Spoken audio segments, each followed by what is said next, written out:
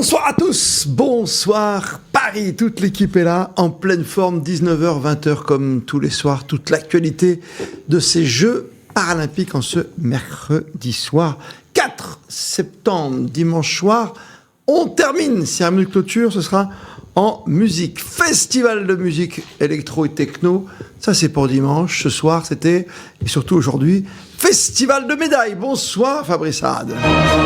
Ah bah oui. Non, on rigole pas. Hein.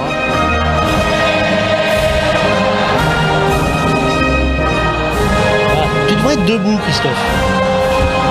Voilà. Regarde la bouche. Après, on ne voit plus l'image. Alors, c'est pour démarrer la journée, toi, c'est mieux quand même. Toi, tout de suite, c'est plus rythmé. Non, c'est pas mieux. C'est très bien. Toutes les médailles à venir avec toi, Fabrice, dans un instant. Jérôme est sur le plateau, ici même, à Radio Sport, dans le 16e arrondissement de Paris, métro, rue de la Pompe. Salut à toi, Jérôme. Salut Christophe, bonjour à tous. Et l'œil rivé sur les écrans, parce qu'il y a plein de choses en ce moment. Oh là là.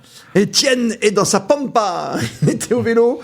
Il a fait des kilomètres aujourd'hui et il a récolté lui aussi les médailles. Et puis il nous parlera, je crois qu'Étienne a envie de nous parler de Saint-Denis quand même, parce qu'on a récupéré des épreuves de vélo. C'était pas à l'intérieur de Paris, les épreuves de vélo aujourd'hui, avec cette ribambelle de médailles que tu vas nous résumer dans un instant, Fabrice, avec Christelle, l'une de nos experts. On va parler aussi de cette position donc de Clichy, de la Seine-Saint-Denis, en tout cas, sur ces Jeux paralympiques. Christelle sera avec nous pour fêter les médailles. Elle les avait annoncées hier soir. Elle ne s'est pas trompée. Tout comme Nolan, qui disait que ça va pas être simple pour un podium aujourd'hui, effectivement. Et il nous parlera de ces petites déceptions du jour avant une grande journée de moisson demain au bassin olympique à Nanterre, à Paris, la Défense. Et puis Johan, ses coups de cœur, ses coups de griffe, ou peut-être ses coups de colère, tout simplement. Lui qui est rentré dans sa station préférée, Morzine-Avoria, où il excelle et il exerce aussi, bien sûr, dans le rayon animation. Lui, l'ancien champion paralympique de ski de vitesse. Avec Jessica, on va parler d'un...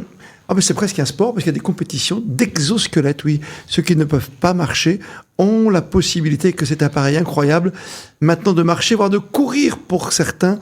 On est allé faire un petit tour aujourd'hui au Club France, voir comment ça fonctionne, avec un témoignage qui sera assez fort et très intéressant pour voir comment on arrive à se lever et ensuite marcher comme les autres, finalement, comme les valides ou presque. Petit point parité, parce qu'on s'est aperçu que autant sur les Jeux Olympiques, c'était quasiment respecté partout, mais sur les Jeux para, la parité n'est pas vraiment respectée, 38% seulement de femmes. Marie-Émilie Le Fur répondra à cette question tout à l'heure, pourquoi moins de femmes que d'hommes pendant ces Jeux Olympiques, ces Jeux paralympiques. Le défi de Jérôme Armand, tu nous amèneras Porte de Bagnolet. Il y a encore des endroits où on peut s'exercer, tu m'as dit. Hein. Alors, il y a un petit peu partout, il y a des animations, des démonstrations, etc. Donc, on verra si j'ai fait le poids.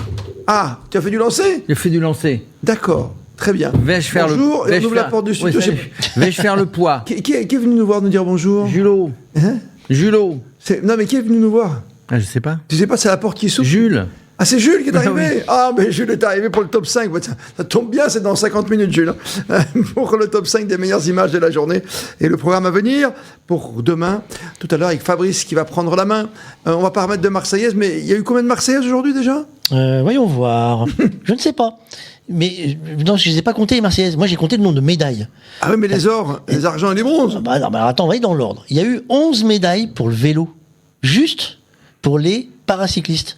Juste 11 médailles. Tu comptes un peu ? 11 médailles ? Ouais, 1, 2, 3, oui. 4 pour l'or. Tu veux les noms ? Allez, on donne les noms. Pour l'or, il y a Alexandre Léoté en C2. C'est du contre-la-montre aujourd'hui. Hein. Il y a Kevin Lekunf sur C4. Thomas Perroton d'Artais en C3. Et Mathieu Bézrodon en H3. Ah oui, d'accord, ça fait 4. En argent, on a Heidi Gauguin, c'était le début de la matinée, en C3. Mathieu Borelon en H3. Non, je l'ai déjà dit celui-là. C'est Élie de Carvado en B, et Gatien Le Rousseau, et Loïc Vergniaud, et Johan Keil. Ça fait et 4. enfin, du bronze, 2, c'est Florian Jouani et Dorian Foulon. Attends, j'en ai que 10, moi. Bah, si j'ai bien compté, c'est 11. Bah, d'accord. Non, c'est parce qu'en fait, la 11e, c'est la médaille de bronze du tennis de table. 7, 8, C'est juste pour te perturber, en fait. Oh, c'est perturbant ton truc. Hein. Ah, c'est compliqué. Hein. Et le tennis de table qui nous a fait Fabien Lamiro. Fabien Lamiro, il fait la tête. Hein. Il est pas content de sa quatrième médaille de bronze. Oui, mais non, il était très. En fait, au tennis de table, ils sont très déçus aujourd'hui. C'est qu'on soit clair, l'ambiance n'est pas chop. D'accord. C'est le vélo qui fait la fête, mais pas les autres. Hein. Pas d'autres médailles aujourd'hui en boccia ou ailleurs, rien Non, mais il pourrait peut-être y avoir encore des surprises aujourd'hui. En quoi, en athlétisme En athlétisme, puisqu'on a une finale en T3 en 100 mètres avec Pierre Fairbank. Ça sera à 19h14 d'ailleurs, ça devrait pas tarder, c'était au programme comme ça. Et 20h29 en athlétisme, c'est le final du saut en longueur avec Dimitri Pavadé. À surveiller, grâce à toi bien sûr Jérôme, depuis Paris, ici dans notre studio du 16e, tu vas nous surveiller tout cela. Il y a même, attention, je sais que c'est ta spécialité, c'est le commentaire du 100 mètres en direct. Bah oui, à 19h. Pour toi, la vitesse d'exécution fait que, en 10 secondes... À 19h14, oui. Mais ils vont trop vite pour moi. Ils vont trop vite. Mais là, c'est différent, hein, c'est une spécialité, enfin une catégorie où ils sont en fauteuil. Hein, en fauteuil, ça va aller sur la piste. Est-ce que ça va aller plus vite, est-ce que ça va aller moins vite? On a eu des finales à 10, 11 secondes, etc. Ça va très vite. Ça va très très vite. Tu surveilles bien sûr tout cela, tu surveilles le tennis de table. Clément Berthier qui a commencé son quart de finale. Et puis, tu vas surveiller celui qu'on adore parce qu'on l'a rencontré. Radio Sport est venu au Micro d'Or cette année. C'est la réunion tout simplement des meilleurs journalistes et des meilleurs champions de l'année qui se retrouvent pendant 2 jours à l'hiver pour tout simplement décider de qui mérite le titre du meilleur reportage de l'année, radio, télévision, presse écrite, et radio, et même site web désormais. Et on a fait la connaissance de quelqu'un qui est exceptionnel, si on ne le connaissait pas avant. On vous l'a présenté même sur Radio Sport, notre émission. Oui, sur une émission, on veut parler de Axel Bourlon. Axel Bourlon, sa discipline, c'est le développé couché musculation. En gros, c'est l'haltérophilie, mais ils sont allongés. Allongés. Puis il faut, alors, Axel Bourlon, pour l'instant, il a fait un essai, qui a été annulé, tu sais. Enfin, il a redescendu la barre un peu trop vite. Ah, c'est la règle. Voilà, mais on l'a reçu, il est gentil, on l'a vu au Micro d'Or. Effectivement, Axel Bourlon, il est né à Roanne, hein. Donc à Roanne, il y a les frères Trois Gros regarde. Tu m'as regardé comme ça. On est les trois, on est trois. Mais Fabrice ne se montre pas, c'est marrant. Et Axel Bourlon, alors comment il a commencé ce sport? Il a commencé en 2007. Hein. Il était dans sa ville au Forum des associations. Et puis il a voulu se mettre à la natation parce qu'il ne savait pas nager. Il nous l'a expliqué l'autre jour, évidemment, sur Radio Sport. Il ne savait pas nager et on lui a dit va te muscler un petit peu, va muscler le dos. Et en fait, il sait toujours pas nager. Par contre, d'avoir été à la salle et de faire ces exercices, hein, ces soulever de barres, ça lui a permis de se mettre à ce sport. Alors quand il a démarré, quand il a fait son premier championnat de France, il a soulevé 50 kilos. Son record, c'était en 2007. Hein. Son record maintenant, c'est puisqu'il est vice champion olympique à Tokyo avec. Et c'est son record personnel, une levée de 165 kilos. Wow. Donc, il faut voir ça. Hein. Donc, il fait moins de 54. Allongé, il fait moins de 54 kilos, lui. Levé, voilà. Donc, il a été multiple champion de France, champion d'Europe, et il est devenu vice-champion d'Europe à Berck en France en 2018. Bon, là, c'est pas terrible. On est en train de suivre. Il va faire son deuxième essai, mais les premiers qui sont passés, ils sont déjà le premier, hein, le premier. Il y en a un qui est à 185 kilos, c'est-à-dire qu'à 20 kilos de plus que le record personnel d'Axel. Hein. Donc, je sais pas si ça va le faire, on suit, mais on l'aime tellement à Axel que on lui pardonnera si jamais il n'arrive pas à décrocher une médaille. Alors, sois vigilant, n'oublie pas, 19h14, tu as un œil sur le tennis de table également, un œil donc sur l'haltérophilie et sur le 100 mètres à venir au Stade de France. On va se régaler avec toi aux commentaires tout à l'heure avec ce 100 mètres qu'on attend pour Monsieur Fairbank. Qui sera... C'est pas Douglas, hein. Non, c'est Pierre. Voilà. Paul ou Jacques. Mais c'est pas Douglas. Tu as raison, grand réalisateur. 19h10. Alors, on va peut-être partir. On va établir la connexion, si tu veux bien, Fabrice, avec Étienne Bonamy, une autre tête pensante de ce groupe de journalistes émérites ici, bien évidemment, à Radio Sport, et qui se balade toute la journée, lui, sur les grands événements, Monsieur Bonamy. Et Étienne, aujourd'hui, tu t'es pas trompé. T'es parti tout là-haut, dans le nord de Paris, voir des petits vélos. Bonsoir Christophe, bonsoir tout le monde. Ben voilà, moi je vous joins depuis Clichy-sous-Bois où c'est une journée magnifique, historique pour le paracyclisme français qui s'achève. Il y avait 19 courses, il y a eu 11 médailles françaises, 4 titres paralympiques. C'est du jamais vu. Je peux vous dire qu'ici, complètement à l'est du département de la Seine-Saint-Denis, et on va en parler, c'est une date et un jour et un lieu qui feront date. J'imagine que vous allez en parler pendant l'émission. Moi, je vais revenir sur le fait qu'on est à Clichy-sous-Bois. C'est l'un des rares sites paralympiques pour la Seine-Saint-Denis. Voilà, il y a du volley assis qui a lieu à Villepinte, et ça me permet de revenir aussi sur le fait que, rappelez-vous, avant, dans le dossier de candidature de la France et de Paris, il y avait les Jeux seront en Seine-Saint-Denis, ça va permettre de développer ce département qui manque des infrastructures, qui est le département le plus jeune de France, le plus pauvre, etc., etc. Et puis on a bien vu que, au fur et à mesure, tout avait été détricoté. La piscine, elle a été installée provisoirement à Nanterre, et le tir a été délocalisé à Châteauroux. Voilà, on sentait bien que ce département qui était censé être mis en avant pour la cause olympique et paralympique, il était un peu parent pauvre des festivités qui ont enflammé Paris, les Yvelines, les Hauts-de-Seine. Et le COJOP avait donc décidé de faire le paracyclisme ici à Clichy-sous-Bois, c'est-à-dire dans un circuit de 14,2 km qui va en Seine-et-Marne un peu à droite, et puis revient ici. Ça avait fait tiquer. France avait fait tiquer pas mal de monde, parce que les gens s'étaient dit, regardez, à Paris, dans les sites, ils ont fait du contre-la-montre, ils ont fait plein de trucs, et nous, on va dans la banlieue est, rien contre la banlieue, mais on aurait aimé être aussi dans un site iconique. Et puis finalement, il fallait s'accrocher à ça. Le site et le parcours a été fait. Il partait de Clichy, il partait à l'est à Coubron, et il montait la côte de Courtry, revenait 14 km 2 fois aujourd'hui pour le contre-la-montre. Et ça a plutôt plu aux gens. Alors voilà, il n'y avait pas non plus 500 000 personnes comme la rue Le Pic, mais il y a eu du monde au fur et à mesure de cette journée d'abord ensoleillée. Il y aura d'autres courses demain, il y aura d'autres courses jusqu'au 7. C'est une expérience qui a marqué beaucoup de supporters étrangers qui étaient venus pour suivre les équipes, et tout le monde évidemment est tombé sur les fesses en parlant de la réussite du paracyclisme français. Des confrères belges disaient: vous êtes les Chinois de la route et du contre-la-montre et de la piste, parce que vous gagnez tout. Et oui, en France, comme l'a dit le DTN, on a professionnalisé la préparation, l'entraînement, etc. Et ça donne ses résultats. C'est pas qu'il y a trop de médailles, c'est que surtout il y a des médailles des grands champions.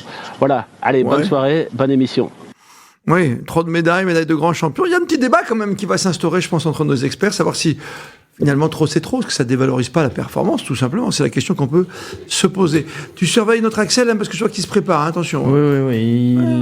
Il a soulevé 169 kilos. On est en train de voir si l'essai est validé.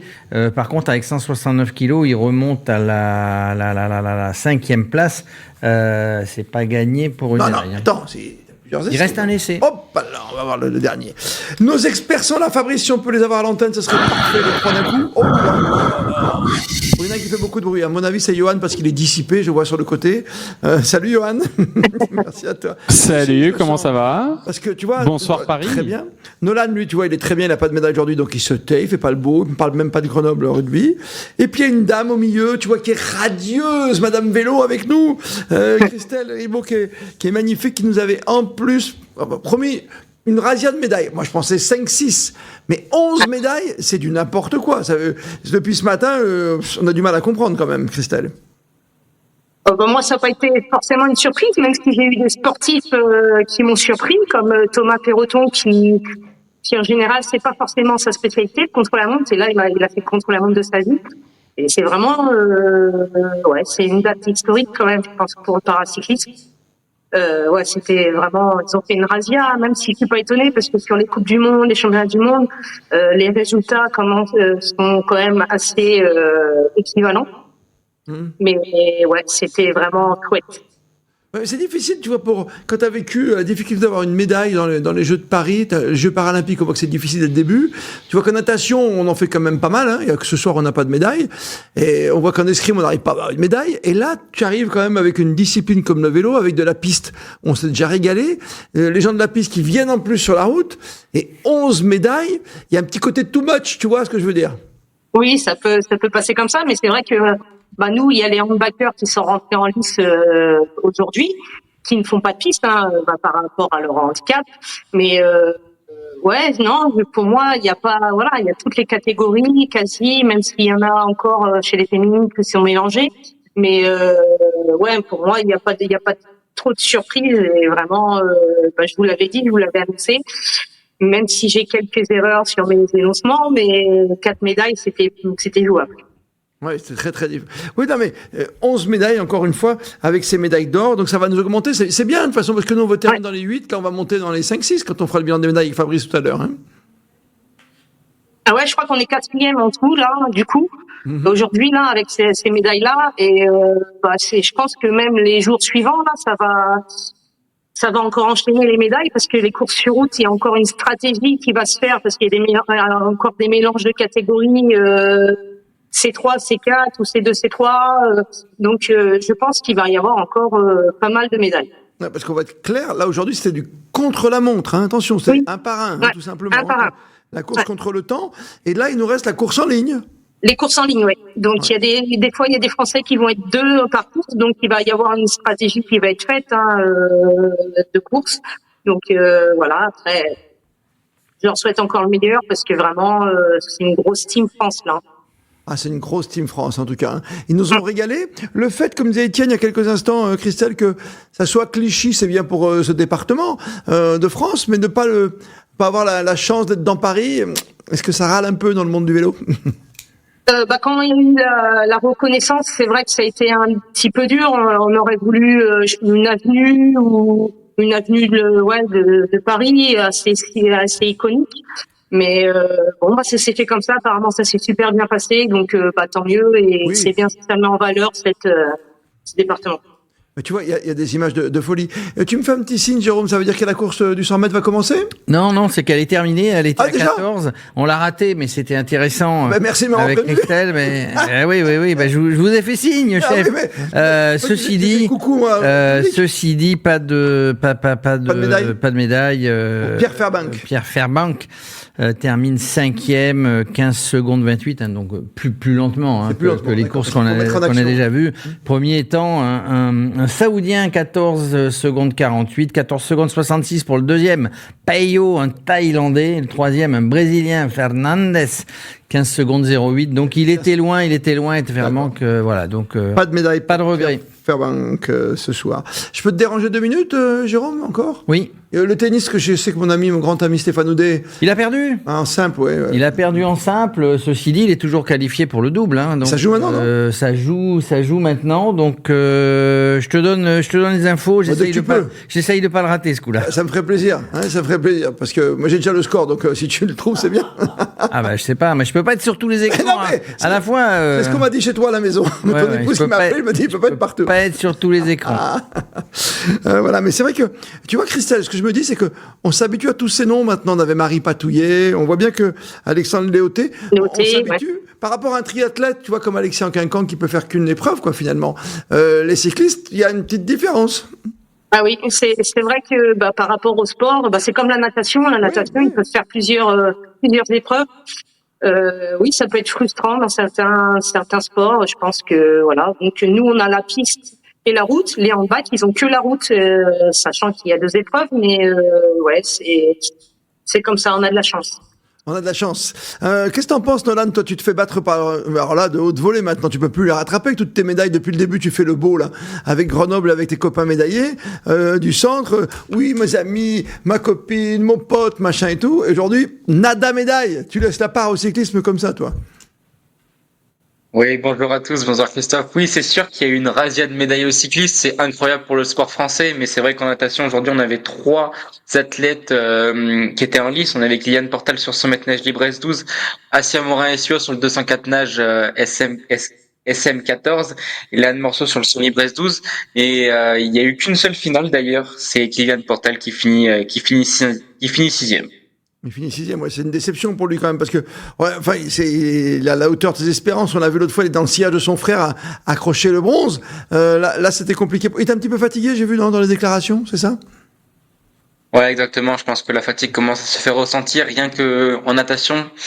la préparation pour de grandes compétitions, c'est environ 2 mois, c'est 2 mois avant, donc c'est des longs mois, 4 heures par jour dans l'eau, qu'il fasse nuit, qu'il vente ou qu'il fasse beau, c'est pas grave, il faut s'entraîner et je pense que la fatigue commence à se faire un peu ressentir après le 400, mais bon, il est encore jeune. Kylian Portagne, il a que 18 ans, il a atteint de l'albinisme oculaire à 0,5 dixième. Il a déjà d'autres médailles. Il a déjà eu celle de bronze avec son frère Alex au 400 mètres nage libre. Il a des médailles il a des médailles en junior.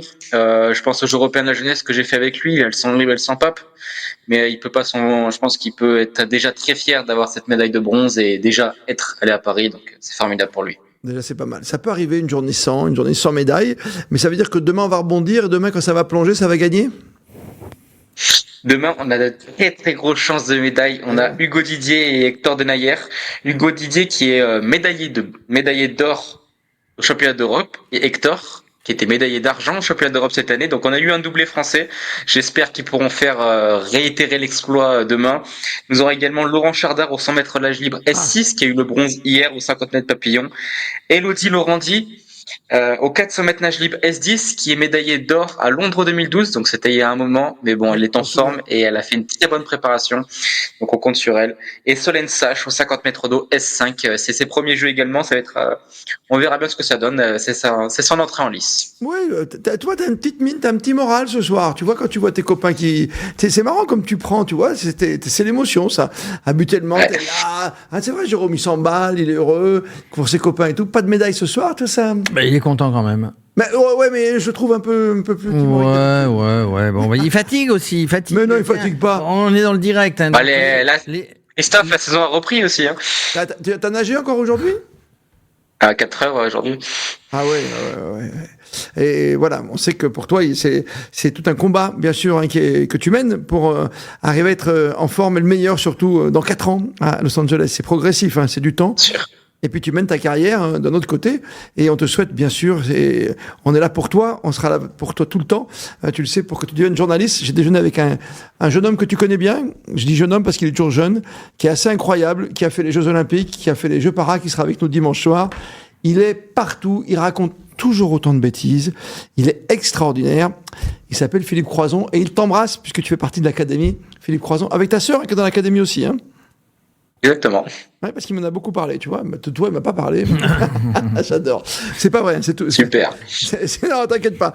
C'est faux. Dis-moi tout, Jérôme, tu voulais annoncer? Dans le direct, on est sur le tennis, hein, tu voulais le score, on est sur la demi-finale, sur le cours Suzanne Langlaine, que tout le monde connaît, les amateurs de tennis, la paire Boudet-Cataneo, contre les British Hewitt et Red, est menée pour l'instant dans le premier set, 4-3. Qui mène? Les Anglais. Non. Ah bah si, il va falloir vous calmer, messieurs les Anglais. On vous a dit tirer les premiers, mais calmez-vous. Quand on est toujours dans le direct, Axel Bourlon, on en parlait tout à l'heure. Son deuxième essai, il avait soulevé 169 kilos, qui était au-dessus de son record personnel, qui est de 165, je vous rappelle. Il n'a pas été validé, c'est-à-dire que pour l'instant, il n'y a aucun des essais d'Axel qui ont été validés. Toujours le premier avec 185 kilos, le deuxième ex-aequo, le cubain Ramirez avec 185 kilos, le troisième avec 178 kilos, Al-Soudani, monsieur Al-Soudani de l'Irakien. Très bien, je regardais la position de Stéphane Houdet sur son fauteuil par rapport à son camarade Cataneo, qui voilà, lui est assis, hein, et c'est vrai que il a plus qu'une jambe, alors que de l'autre côté Stéphane Houdet, qui a plus de jambes que lui pour l'instant, peut se tenir quasiment debout sur un fauteuil révolutionnaire. Je vous parle de ça parce que la révolution est en marche et heureusement, révolution. Dans 5 minutes, Jessica sera avec nous pour Sport et Santé. On va parler d'exosquelette. Et c'est pas une forme d'exosquelette, mais c'est une autre façon de se tenir, peut-être pour être mieux placé et plus rapide pour aller sur la balle. Et surtout quand même si tu as droit à 2 rebonds, il faut être vif. Et ça joue pas mal dans ce double. On peut passer d'un côté comme de l'autre. Ça va être tendu jusqu'au bout. On a une balle d'égalisation à 4-4 pour les Français. Allez, on y va. L'équipe de Yannick Noah et derrière cette équipe de tennis en double, messieurs. Il est là, en pleine forme, même s'il est rentré à la maison et qu'il nous manque. Yann Taverlet, même dans les rues de Paris, on me dit, mais il est où le monsieur avec son fauteuil à 40 km/h avec mes pas de casque, là? Il est où, celui qui éclate ses pneus quand il va trop vite? Bonsoir à toi, Johan.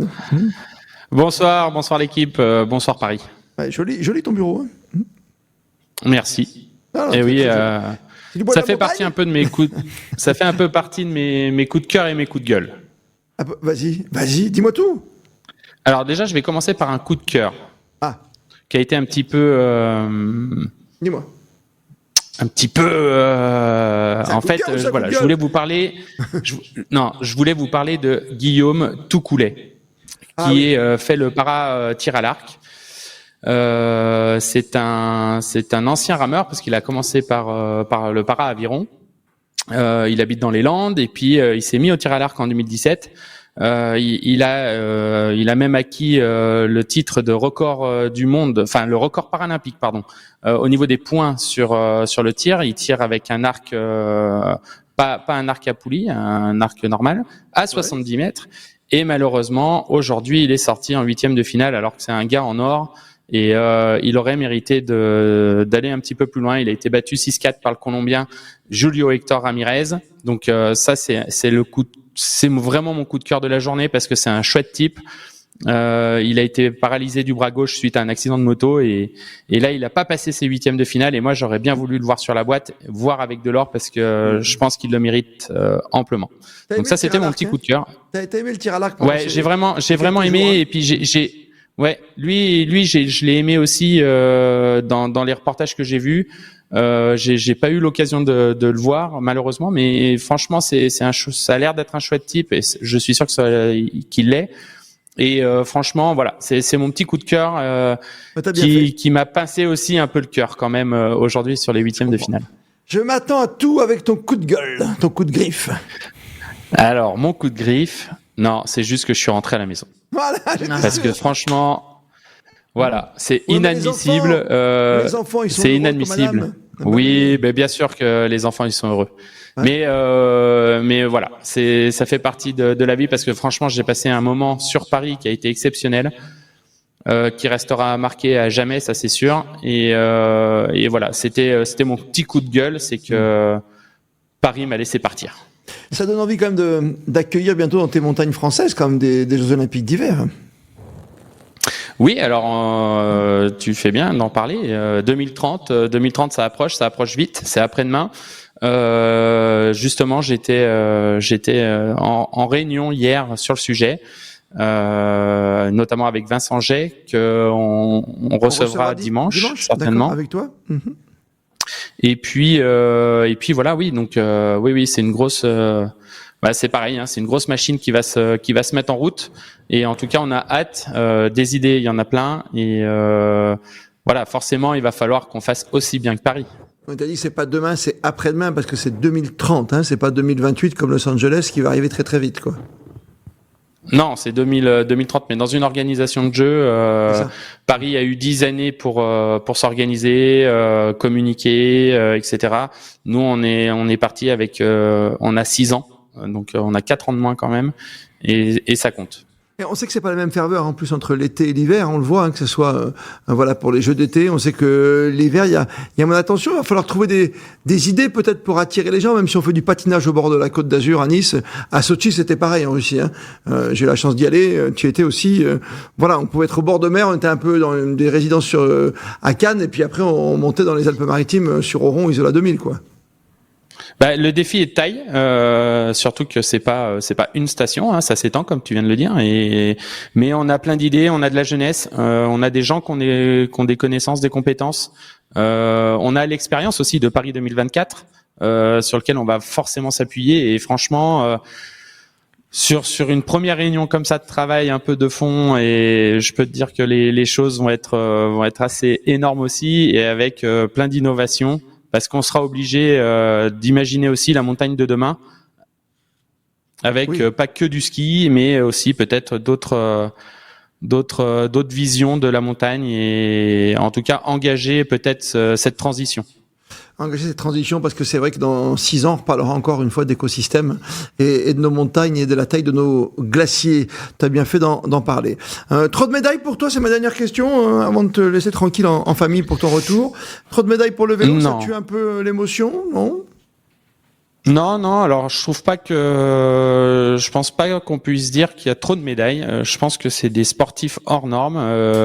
Et on a une très très belle équipe de France en paracyclisme. C'est pareil, c'est des gens qui, je peux te dire, qui roulent. Ça me fait penser un peu aux fondeurs chez nous. Oui. C'est des gens qui n'arrêtent jamais, qui font tout le temps. Ils savent pas marcher, ils font que courir. Eux, ils font que du vélo et courir aussi. Et ils font que du fond. Ils ont la caisse. Et franchement, toutes les médailles qu'on a fait, elles sont largement méritées. Alors tout le monde les mérite. Mais voilà, il n'y a pas de débat pour moi, non, il n'y a pas trop. Il n'y a pas de débat. On aura plaisir à se retrouver demain, mon cher Johan Taberlet. On sera également avec Nolan et ses médailles autour du cou. Et tout comme Christelle, parce que Christelle nous annonce encore des médailles sur la route. C'était du contre-la-montre aujourd'hui. Et demain sera de la course en ligne. Bonne soirée à toi, Johan, et à demain, bien sûr. Le temps de lever la barre. Parce qu'il faut falloir lever la barre. Hein. C'est pas aller au bar, Johan Taberlet. C'est lever la barre avec Jérôme Armand. On va suivre la tentative. Oui, le troisième essai d'Axel Bourlon. Donc il a retenté 169. Hein. Il avait pas été validé sur son deuxième essai. Je crois qu'il arrête. Ouais, il a retenté 169. Il arrête. Voilà, donc une vraie déception pour le. Trois essais non validés ou pas réussis. En tout cas, voilà, peut-être qu'il s'est mis trop la pression parce qu'on était à la maison. Je rappelle qu'il était vice-champion olympique à Tokyo avec 165 kilos. Voilà, c'est un sport très dur, très exigeant. Il a raté son pari. Ouais. Et alors en tennis, donc on devait revenir. On avait 2 balles pour revenir à 4-4, mais c'est les Anglais qui sont remontés qui ont breaké dans le premier set. Les Anglais mènent maintenant 5-4 parce que depuis on a marqué un point. 5-4. C'est chaud. C'est chaud les marrons. C'est chaud. Tiens, avant de parler de nouveautés, d'évolution, de révolution avec Jessica dans sport et santé, on va retrouver Marie-Amélie Le Fur qui est la présidente du comité paralympique. C'est intéressant de voir avec elle. On a parlé de trop de médailles, ça c'est un autre sujet. On a évoqué aussi la parité. La parité, c'est important parce qu'on veut toujours on l'a vu dans le marathon pour tous, on l'a vu dans les Paris 2024 avec les Olympiques et les Valides pendant cet été, toujours cette parité qui est là. Et là, on s'aperçoit que il en manque un petit peu à droite et à gauche. Réaction de Marie-Amélie Le Fur. Alors, on ne peut pas totalement expliquer effectivement les statistiques, si ce n'est qu'on a moins de pratiques parasportives féminines. Donc, c'est vrai au niveau, on va dire, du développement de la pratique, et ça se retrouve du coup dans notre équipe de France paralympique. Ce qui est sûr aussi, c'est que avoir une délégation paritaire, c'est un véritable levier de performance. Quand on regarde le top 5 des nations paralympiques, ce sont des nations où vous avez 50% d'hommes, 50% de femmes. Donc, on sait que c'est un levier si durablement on veut rentrer dans le top 5, mais ça va nécessiter d'agir. Et donc, de comprendre quels sont les freins qui empêchent les personnes en situation de handicap, les femmes en situation de handicap à venir dans le sport. Ce qu'on constate à date, c'est que vous avez les freins qui sont inhérents au fait d'être en situation de handicap, au fait d'être une femme, et au fait d'être une femme en situation de handicap, vous avez des freins spécifiques, mais il faut qu'on apprenne à les identifier, à bien les comprendre pour collectivement avoir un plan d'action et agir à moyen terme. Mais alors on va préciser la question pour Radio Sport auprès de Marie-Amélie Le Fur, c'est tout simplement pourquoi moins de femmes dans l'ensemble que d'hommes chez vous ? Parce qu'elles y sont moins encouragées, parce que vous avez des normes corporelles qui font que certains sports vont développer une sorte de musculature qui est contre finalement ce qu'on attend d'une femme. Voilà. Il y a plein de représentations, de stéréotypes. On va avoir une surprotection parfois de la jeune fille en situation de handicap et on va estimer que le modèle sportif est un modèle ultra compétitif, donc ce ne sera pas la place de cette jeune fille en situation de handicap. Voilà. Donc c'est plein de petits freins comme ça qui viennent finalement encore plus freiner la pratique sportive des femmes en situation de handicap, mais sachant que déjà la pratique des personnes en situation de handicap est empêchée à la base. Donc il faut agir sur ces freins-là et aussi agir spécifiquement sur le fait de dire aux jeunes filles, regardez Nelia Barbosa, regardez Antonin Keita, si elles l'ont fait, ça veut dire que pour vous c'est aussi possible. Voilà, il faut motiver tous ces athlètes en puissance en France. Et on l'a dit, mon cher Fabrice, on a déjà battu tous les records. On est d'accord au niveau des médailles, j'ai même plus compté. Je sais même pas comment on est. On est à 38 hier soir, mais là on est à 100. Nous sommes à 50. À 111, j'allais dire, oui, d'accord. 50 pour les Paralympiques. Chez les Paralympiques, bien sûr. C'est beaucoup, hein, quand même, c'est énorme. Alors, juste une info, Christophe, pour t'embêter 20 secondes. Vas-y. C'est que tout à l'heure, nous étions 5e. Oui. Là, il y a le Brésil qui nous taquine. Et s'ils font un petit truc de plus, ils passent devant nous. Oh là, mais attends, c'est pas terminé la soirée. Mais justement, le Brésil, ils nous rattrapent. Ils étaient loin derrière, là, ils nous rattrapent. Non, puis demain, attends, on va te refaire une razzia de médailles, vélo, en natation, ça va pas arrêter. Tennis de table, tennis. Tennis de table, on a un quart de finale avec un Français, Clément Berthier. Ouais. Bon, pour l'instant, ça se passe pas terriblement bien. Super. Il joue contre Maxime Nikolenko, l'Ukrainien. Pour l'instant, il est mené 2-7-1.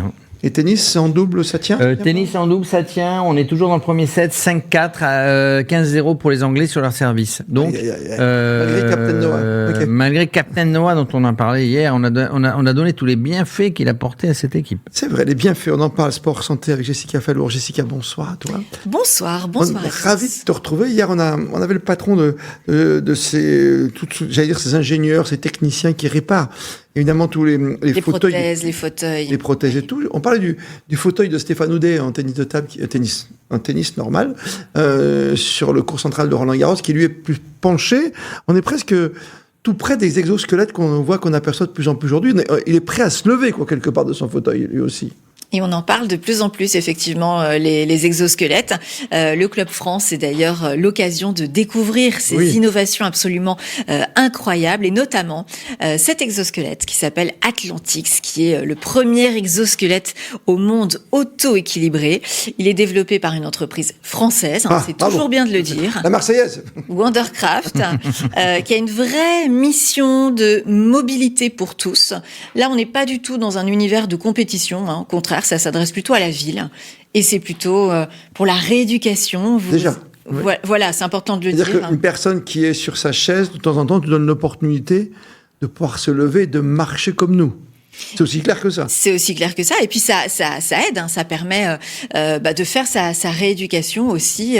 Voilà. Mais vous êtes allé pour nous d'ailleurs sur le. Vous aviez un empêchement cet après-midi. Tu m'as dit, Christophe, tu peux aller à ma place au Club France, ça serait super sympa. Voilà, et vous êtes dévoué avec grand plaisir. Mais grâce à vous, parce que autrement, vous savez, je suis pas un spécialiste. Vous aviez des guides de choc. Guides de choc, mais je me suis fait aider. Vous avez rencontré une certaine Eudoxie. Eudoxie, c'est un prénom que je connaissais. Voilà. Ça veut dire la bien nommée, je crois, en grec. Eh bien, c'est parfait. Donc, on va rencontrer. Vous l'appelez ses parents, ça va pour qu'il l'appelle Eudoxie, c'est ça? On va vous suivre avec Eudoxie. Et c'est une véritable immersion, effectivement, au pays de cet exosquelette. Donc, rendez-vous tout de suite au Club France. Eudoxie, mais quel beau prénom pour nous présenter cette machine incroyable de chez Wondercraft. Ça s'appelle un exosquelette, bien sûr. Donc, c'est un exosquelette, c'est ça, qui s'appelle Athlantix. Donc, qui est notre exosquelette de rééducation, donc qui est présent dans des centres de rééducation en France. Et donc là, Florence va monter dedans, et donc Margot est en train de faire les derniers petits réglages. Merci Margot. Au niveau des segments de jambes, pour que le exosquelette s'adapte au mieux à l'utilisatrice, donc aujourd'hui Florence, et qu'on ait une marche qui soit la plus physiologique possible et qui permette de se déplacer de manière adaptée à chacun. Génial. Donc là, on fait les derniers réglages. Et ça bricole, quoi, finalement. En fait, oui, ça demande quand même une expertise de la part de notre équipe. C'est une attention qu'on a aussi d'avoir le côté ingénieur et le côté thérapeute avec des équipes qui sont expertes de l'exosquelette. C'est hyper important, ouais. C'est une grande nouveauté. On vient d'assister à un très très beau défilé. Exactement, et c'est ce qui est assez incroyable avec le projet et l'histoire de l'entreprise, c'est que c'est un outil qui est à la fois un outil médical de rééducation, mais qui permet aussi d'avoir dans des démarches artistiques, comme il y a pu avoir sur la scène du Club France, d'avoir justement des gens qui ont une vision beaucoup plus artistique du projet et qui peuvent danser dans l'exosquelette. Donc c'est vraiment aussi une importance qu'on a dans tous nos projets. D'avoir ce côté pluridisciplinaire finalement. Ah ouais, on adore, on regarde le fauteuil. Du coup là c'est bon, on va pouvoir installer Florence, l'exosquelette est prêt, il est réglé à sa morphologie et à sa taille. Donc quand Florence est prête, on pourra faire le transfert. C'est toujours un plaisir de monter dans cette machine. Dimanche dernier, je suis restée 3 heures. J'ai battu tous mes records d'audience. Non mais en vrai, j'ai eu un moment où j'étais fatiguée parce que plus à cause du bruit qu'à cause de l'exercice. Mais je suis rentrée chez moi, je suis rentrée en tram. Et j'étais à la maison, mais super en forme. Et en fait, je me suis dit qu'il faudrait que je dise aux copines du centre de marche que en fait c'est pas des séances de 40 minutes qu'il faut faire, c'est des séances de 3 heures. Ah oui, tu es très prête à... Non mais en vrai, non mais sérieusement, j'ai trouvé qu'il y avait un bénéfice supérieur. Et donc si il faut combien de temps pour... Alors ça c'est variable, ça dépend beaucoup de la personne et de ce que peut réaliser la personne. Donc le transfert peut être fait seul ou à l'aide du kiné qui encadre la session. Donc ça c'est assez variable, mais c'est de l'ordre de quelques minutes. C'est aussi une importance du produit que ça ne mette pas trop longtemps pour que ce soit faisable lors d'une session. Typiquement c'est des sessions d'1 heure et donc ça peut être variable de l'ordre de 2 à 5 minutes pour s'installer dans l'exosquelette et puis se lever et partir pour la séance comme on va pouvoir le voir. Là c'est une première fois ? Non, alors Florence, elle vient, donc on a un centre de marche à Paris. Donc l'exosquelette, il est dans des centres de rééducation dans toute la France. Et aussi, on a un centre de marche Wondercraft à Paris. Donc là, Florence vient toutes les semaines faire sa session. Donc c'est vraiment elle parle très bien du produit, des sensations qu'on a lorsqu'on est dans l'exosquelette. Parce qu'il y a quelques petits risques, il faut un certificat médical quand même. Exactement, il y a un encadrement. C'est en concertation avec le médecin qui suit la patiente, donc ici Florence. Et puis l'équipe médicale aussi derrière, le kiné qui est manipulateur est hyper important pour s'assurer que tout se passe bien. Ouais. Oui, parce que nous, quand on est valide, on a des données qui sont différentes que des personnes qui ont des jambes coupées. Voilà, ça, nous, on a l'habitude tout simplement d'être en station debout, alors que lorsqu'on est utilisateur de fauteuil roulant, la verticalisation est soit très rarement réalisée, soit jamais. Et donc, c'est une attention avant la première séance dans l'exosquelette. Il y a des tests pour s'assurer que tout va aller au niveau cardiovasculaire, au niveau pulmonaire, c'est très important. Souvent, les gens en fauteuil disent que le problème, c'est la verticalité, c'est ça, hein? Ouais, tout à fait. Et donc c'est de retrouver cette station debout, d'abord en statique, et puis ensuite d'être capable de déambuler. C'est vraiment un des bienfaits, que ce soit en termes de santé, puis en termes psychologiques. C'est vraiment une attention et une volonté des utilisateurs et des patients. Ouais. Donc là, on est en position assise. Avec Florence, toujours. C'est une très bonne patiente, hein? Elle est motivée parce qu'elle va jouer au ping-pong. Alors... à 3, je vais debout. À 3, je vais me mettre debout. À 3 Alors, je compte ou c'est... Ouais, je compte. Bah alors, allez-y, mettez le micro. 1, 2, 3. Ah, c'est l'effet des mots, comme avec Jérôme Bonaldi. Ah, c'est impressionnant quand même. Voilà, par exemple, ça.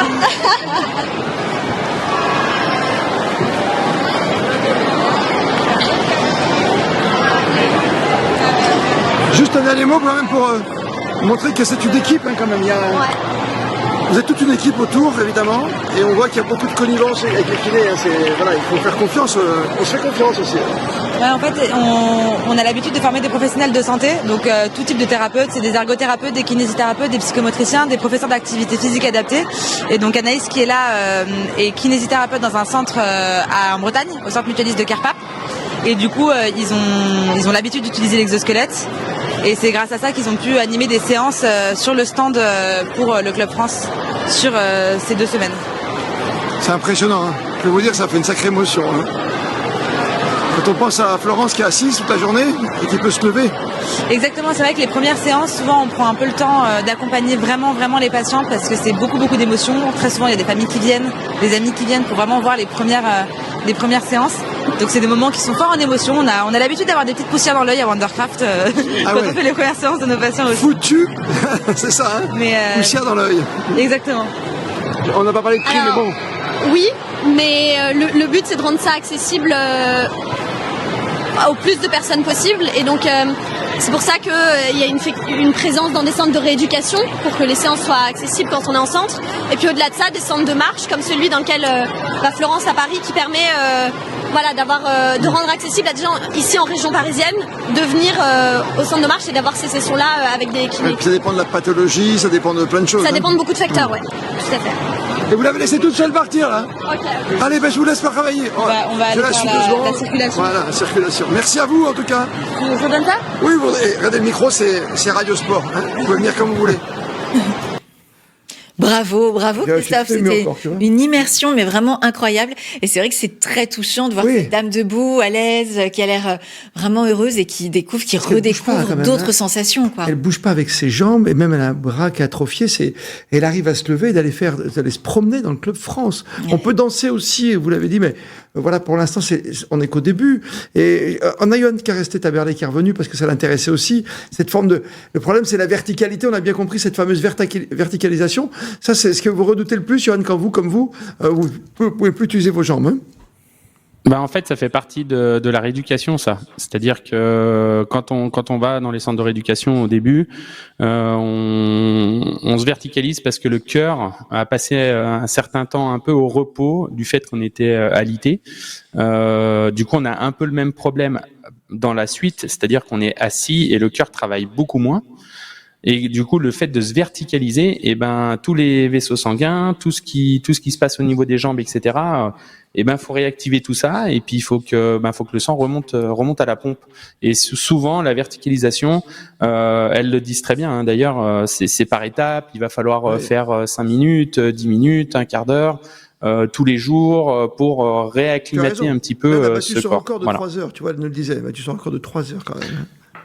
Quand tu passes et puis même au niveau squelettique en fait, parce que les muscles, quand on passe la journée assis, d'ailleurs vous avez le problème, c'est si vous restez assis toute la journée, vous remettre debout derrière, ça vous procure des douleurs au niveau du dos, des hanches, etc. Et c'est pas qu'un problème de vieillerie, Christophe, c'est physiologique. Et du coup, quand nous c'est pareil, quand on va se remettre debout, en fait, plus on va rester debout longtemps, de revenir en position assise va nous poser ce même genre de problème et à l'inverse. Ouais. C'est édifiant. J'ai beaucoup de tendresse tout à l'heure pour Florence, qui est une patiente qui est venue sur le stand, mais qui vient souvent et qui en fait tous les jours pour se mettre à la peau des valides, de ceux qui peuvent le faire, bien sûr. Puis ça doit lui faire du bien. Hein. Ça permet vraiment aussi de retrouver une autonomie, une mobilité pour la santé. On imagine, il y avait une démonstration sur scène. Il y a un vrai bénéfice. C'est ça. Et est-ce qu'il y a, j'ai dire peut-être une grosse bêtise, hein, je suis très naïf, Jessica, mais est-ce qu'il y a des compétitions maintenant? Est-ce qu'on fait des courses de marche, par exemple? Eh bien oui, ça existe. Si, franchement, depuis quelques années, ça s'est passé à Zurich, hein, la première fois. Ça s'appelle le Cibathlon. Et alors, c'est assez original. C'est une compétition internationale où, tenez-vous bien, le dopage technologique, je précise, est totalement... On peut mettre des moteurs dans les vélos. Vous venez, mais vraiment, alors il y a plein de disciplines. Les gens viennent de partout dans le monde. Il y a eu quand même 66 participants de 22 pays. Et c'est plutôt bon esprit, hein. Les gens s'amusent. Oui. Certes, c'est une compète, mais on est quand même plutôt là pour se détendre. Et puis, c'est l'occasion aussi de découvrir des prototypes. Parce qu'il y a des trucs qu'on reverra nulle part ailleurs. On va mettre un exosquelette, mais c'est pas universel. Il y a d'autres marques qui. Ah bien sûr, voilà. Et puis dans plein de domaines différents. Donc il y a cette fameuse compétition, mais qui est à la fois très très fun et puis parfois on peut se dire que c'est presque de la science-fiction parce que. À un moment, oui. parce que c'est surréaliste, mais c'est aussi très sérieux puisqu'on a beaucoup de laboratoires, de recherches, de prestigieuses universités qui se déplacent pour justement étudier, comprendre. Voilà, beaucoup de chercheurs qui sont sur le thème de l'exosquelette. Et justement, j'ai revenu une petite seconde avec Johan Taberlet parce que j'ai eu la chance de tester moi un mini prototype, mais pour les jambes, quand t'as mal aux genoux, j'avais un copain qui avait toujours très très mal aux genoux, et il y a un exosquelette, on peut l'appeler comme ça. Johan, tu me coupes si je me trompe, mais c'est le Mojo que tu utilises au ski.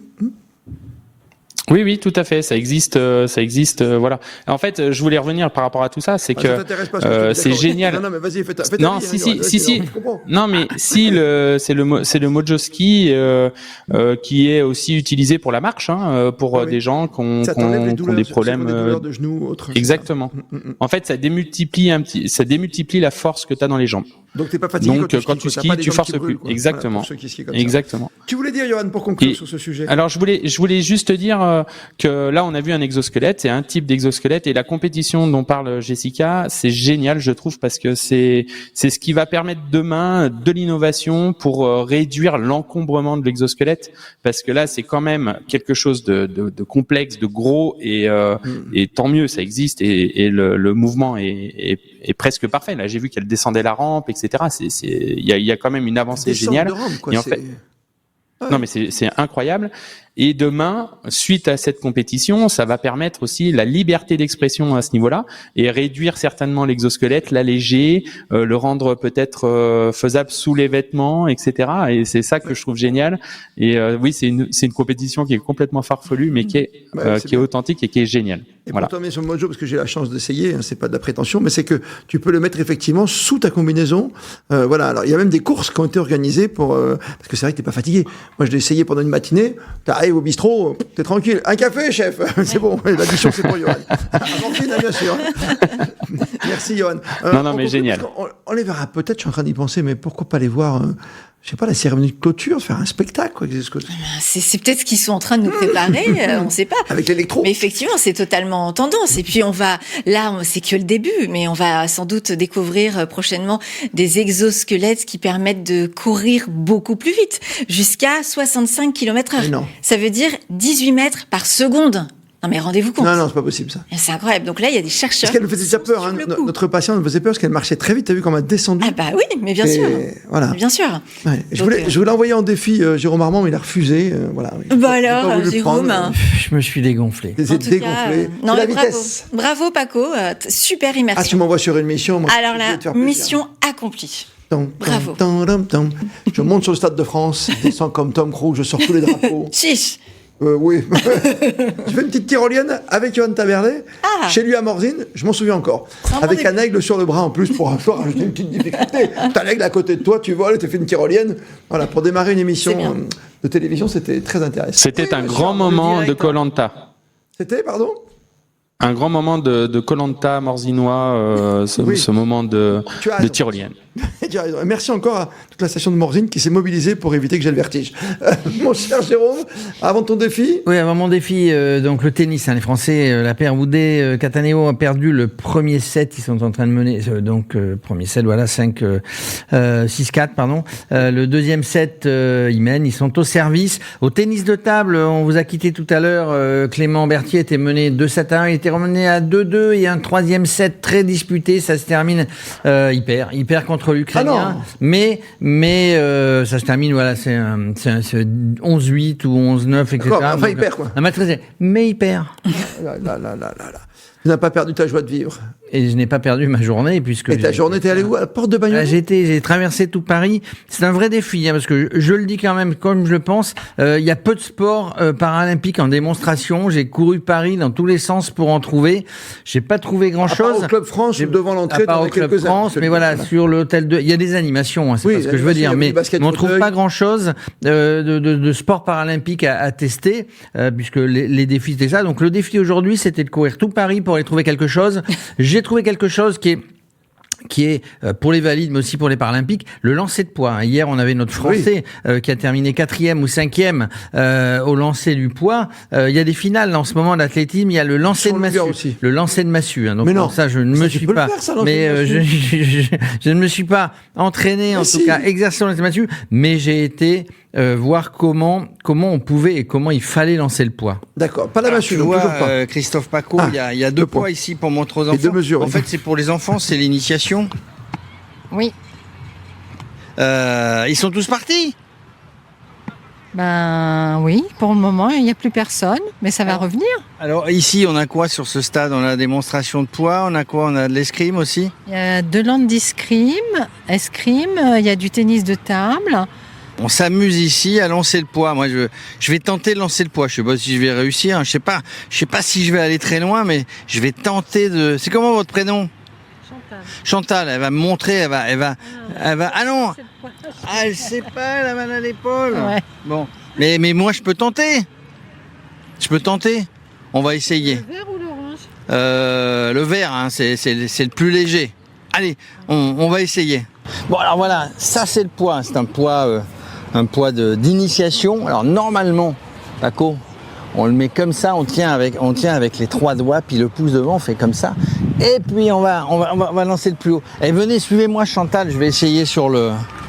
Allez, voilà, donc l'air de lancer le poids. Est-ce que je vais faire 1? Est-ce que je vais faire 2? Est-ce que je vais faire je sais pas quoi? Regarde. Alors normalement il faut pas mordre, hein. Donc alors on va s'élancer comme ça. On se baisse, on fait comme ça. 1 pas, 2 pas. 3 Paco. Je suis pas bon, hein. Arrêtez de me faire du sport. Deuxième essai. Essayez d'aller plus haut. Mais le geste était bon. Allez, on fait comme ça. J'aurais pas eu la médaille, moi. Hein. Allez, on fait comme ça. 1, 2, quand même. 5. Voilà. Défi réussi. Je n'aurais pas pu être sélectionné pour ces Jeux paralympiques. Et arrêter de faire du sport il y a tellement longtemps. En tout cas, je vous ai montré, voilà, hier au Stade de France, il y avait du poids, il y en avait l'autre jour. C'est un sport spectaculaire que tout le monde peut pratiquer, évidemment, à condition d'avoir l'usage de son bras. Mais en tout cas, c'était bien sympa de faire une tentative de lancer de poids. Je suis pas bon, définitivement, mais voilà, c'est comme ça. Hein. Je reste à Radio Sport, mais je ferai plus le lancer de poids. Ah, il faut qu'on te garde alors, c'est ça que j'ai compris. Oui. La conclusion, la Pas morale. de bon partout. À votre bon cœur. Alors, dites-moi justement, Jessica, donnez-moi un exemple de là où il excelle. Je prends le temps de la réflexion. Même pas sur le tableau. Je vous réponds demain soir. Bien sûr. Voilà, oui, évidemment. Même pas dans les directs. Surveille le tennis avant la fin, il nous reste 5 minutes. Top 5 ce soir avec Jules, les meilleures images de ces Jeux paralympiques. Salut Jules. Bonsoir Christophe. Notre stagiaire de l'été qui ne fait pas que le café, Jessica, tu le sais. Ah mais je sais. Et il est à tes côtés, il apprend jour après jour. Il a plein de talent, mais oui. Il a plein de talent lui aussi, il va falloir qu'on cherche aussi. Vas-y, te laisse pas, surtout jamais se faire déstabiliser, jamais être déstabilisé, d'accord ?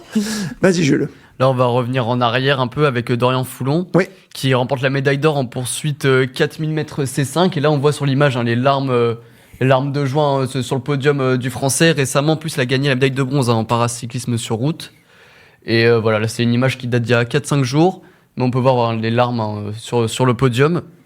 Après, on peut passer à la deuxième image. On va s'attarder sur il s'appelle Morteza Merzad, joueur iranien, le géant iranien, qui est apparemment le plus grand athlète paralympique de l'histoire, 2m46. 2m46 2m46. Ça, c'est en sport santé, je crois que c'est atteint d'une maladie à sa naissance. Il sortait même pas de chez lui. Hein. C'est en regardant, et quand on a vu un sujet, j'ai remarqué, c'est pas si t'allais en parler, Jules, excuse-moi, je vais pas te prendre ton métier, mais j'ai lu un article vraiment passionnant. Il était en train de faire une démonstration dans un jeu, style Koh-Lanta, était sorti en fin de chez lui, et le patron de la sélection a dit: ce petit-là, je le veux, ce grand, je le veux dans mon équipe de volley, même si on joue assis, parce qu'il joue assis. Ouais, il joue assis. Et par contre, il avait du mal à s'allonger au village paralympique parce qu'il n'y avait pas de lit à sa taille. T'en prends 2. Je sais pas, mais heureusement, le village paralympique a trouvé un lit en dernière seconde pour lui. Oui, le village paralympique. Et voilà, au début, c'était peine perdue. Hein. Au début, il devait dormir par terre. Il avait prévu de dormir par terre. C'était lui qui l'avait dit. C'est une maladie rare, c'est ça, Jessica. Hein. C'est effectivement assez impressionnant. Être plus grand que Teddy Riner. Je me souviens, en basket, il y avait Georges Muresan, t'en souviens ? Ou Manu Tebol aussi. Manu Tebol, qui était dans une équipe où il y avait le plus petit. Tu vois, il faisait 2m35, l'autre il faisait 1m60. Oui, Jules, pardon, troisième photo. Troisième, là, je divague. Là, c'est Wagner Astasio qui a épaté les spectateurs pendant le saut en hauteur. Il a sauté 1m81 au-dessus de la barre.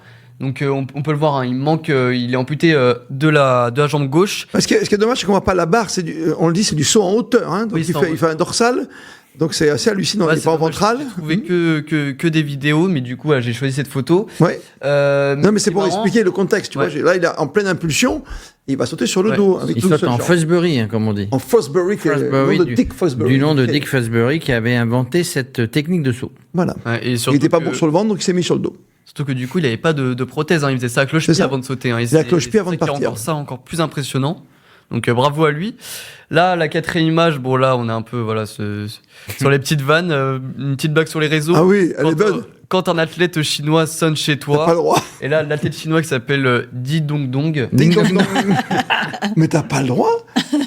C'est pas moi qui ai eu l'idée. Ah mais nos amis chinois vont être furieux.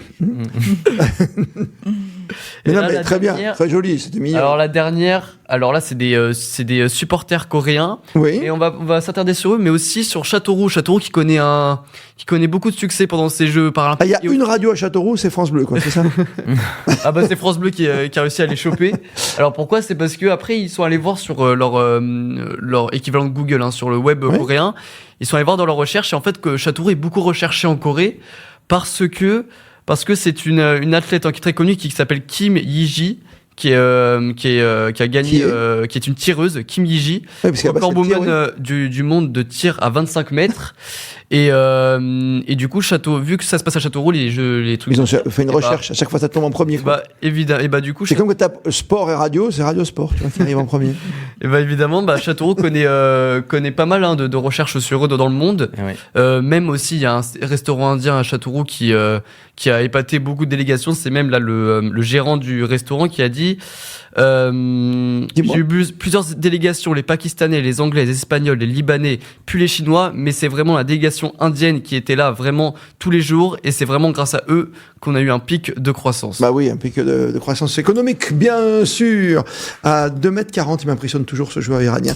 Bonsoir Jessica, à demain, 19h-20h. Bonsoir à toi Jules, bonne soirée. Bonne soirée. Bon transport en commun que tu adores. Hein, n'achète pas de carte Navigo, ça te servira à rien. Ne montez jamais dans un train avec. Jérôme Armand, bonsoir. Fabrice, encore bravo pour tes médailles. Pas de Marseillaise ce soir, si. Tellement de Marseillaises. Il y en a eu tellement qu'il faudrait que je le mette 12 fois, donc on va pas arrêter. Oh là là. Combien de médailles alors pour la France? Alors 50 pour la France. Nous sommes 5e devant le Brésil qui est à égalité aux médailles d'or, mais on est devant grâce aux médailles d'argent, monsieur. Plus que jamais, vous êtes bien sur Radio Sport, il est pile 20h. À demain. Radio Sport.